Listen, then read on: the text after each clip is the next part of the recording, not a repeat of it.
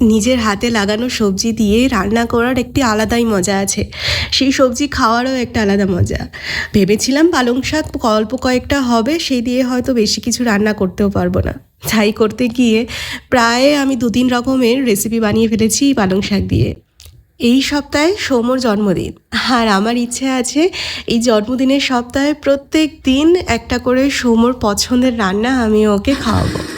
এই যেমন আজকে বানাচ্ছি ধোকার ডালনা। ও ধোকা খেতে প্রচণ্ড পছন্দ করে, মানে ধোকার ডালনা খেতে ভীষণ ভালোবাসে। সেই জন্য ডিনারে বানাচ্ছি ধোকার ডালনা আর সাথে আমার নিজের বাগানের পালং শাকের চচ্চড়ি। ধোকার ডালনা বানানোর জন্য ছোলার ডাল ভিজিয়ে রেখেছিলাম, সেটা আমি বেটে নিয়েছি। সাথে আমি অ্যাড করেছিলাম একটু হিং আর কাঁচা লঙ্কা। এবার কড়াইতে অল্প সামান্য তেলের মধ্যে কালো জিরে ফোড়ন দিয়ে সেই বেটে রাখা ডালটা দিয়ে দিয়েছিলাম। তার মধ্যে ভাজা জিরের গুঁড়ো, স্বাদ মতো নুন আর চিনি দিয়েছিলাম, কিছুটা কুচনো বাদাম।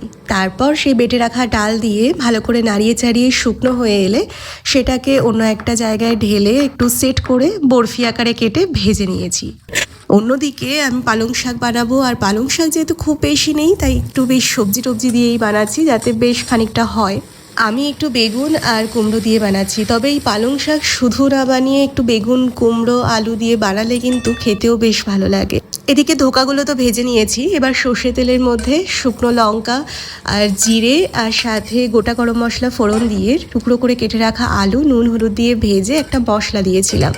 আসলে ওটা শ্যুট করতে ভুলে গেছিলাম, আমি ক্যামেরাটা অন করতে ভুলে গেছিলাম।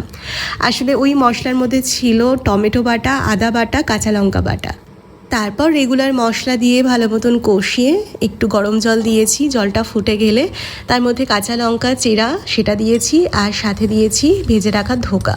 স্বাদ মতন নুন আর চিনি দিয়ে কিছুক্ষণ ফুটিয়ে তারপর একটু ঝোল থাকা অবস্থাতেই আমি নামিয়েছিলাম, কারণ ঠান্ডা হলে আরও খানিকটা ঝোল টেনে নেবে। আর নামানোর পর ঘি গরম মশলা দিয়েছিলাম। গরম গরম ভাতে দারুণ লাগে খেতে।